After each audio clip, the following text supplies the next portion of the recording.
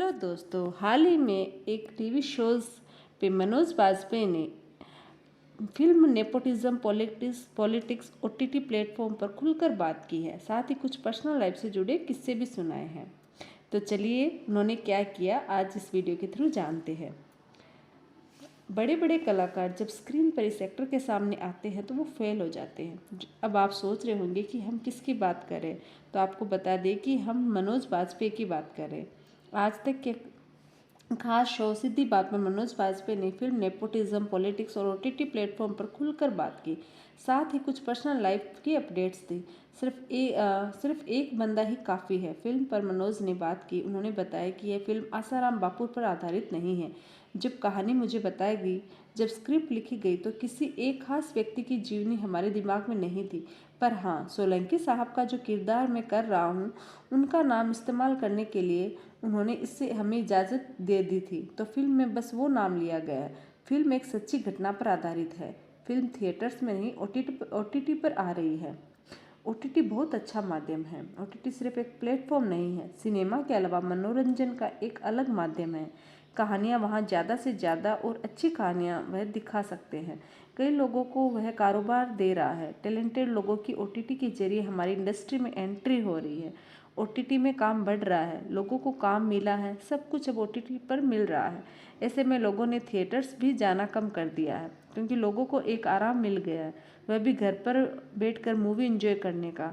वैसे देखा जाए तो ओटीटी के कंटेंट में भी काफ़ी बदलाव हुआ है। कहानियों को और रिफाइन करके दिखाया जाने लगा है।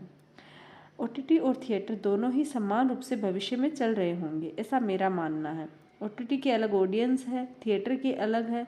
मैं चाहता हूँ कि सिनेमा बढ़े, लेकिन उसके लिए लोगों को सिनेमा से जुड़ना होगा। सिनेमा को अगर लोगों से जुड़ना है तो ज़्यादा से ज़्यादा जनता तक इसे पहुँचाना होगा। ये मनोज बाजपेयी ने बोला है।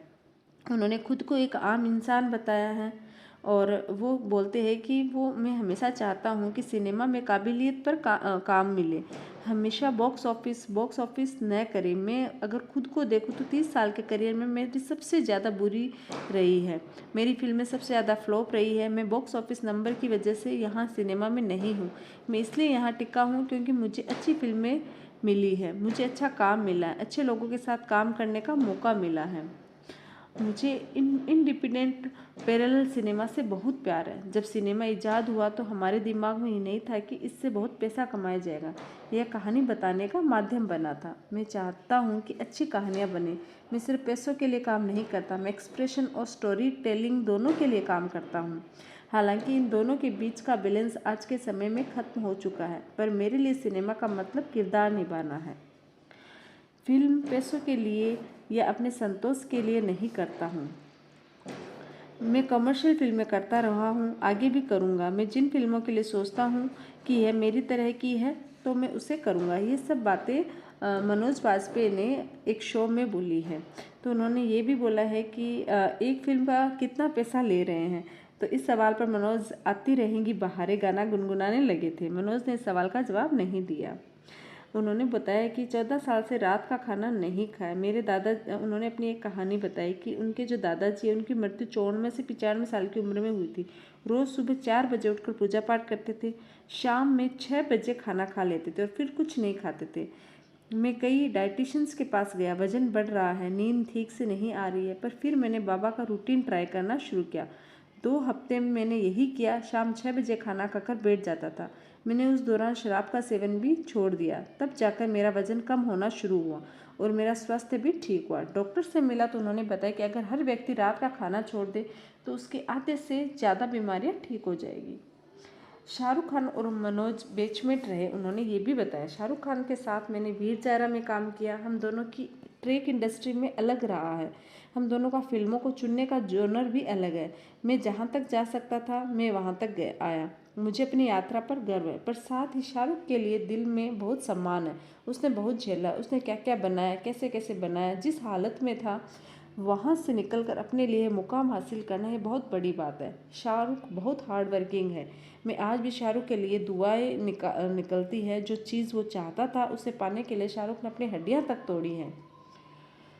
आउटसाइडर कहता है तो अच्छा लगता है। शाहरुख खान आउटसाइडर है, पर उसने जो अपनी जगह बनाई बहुत बड़ी है। उसने साथ साथ सब बैठना उठना चाहते हैं, पर मेरे लिए ये दुनिया अलग है। मुझे अच्छा लगता है जो लोग मुझे एक आउटसाइडर कहकर बुलाते हैं। मेरा रास्ता एकदम अलग है। फिल्म इंडस्ट्री में हूँ, लेकिन मैंने अपनी राह बनाई है। सुशांत राजनीति का शिकार हुए, इसके बारे में भी मनोज ने बात की।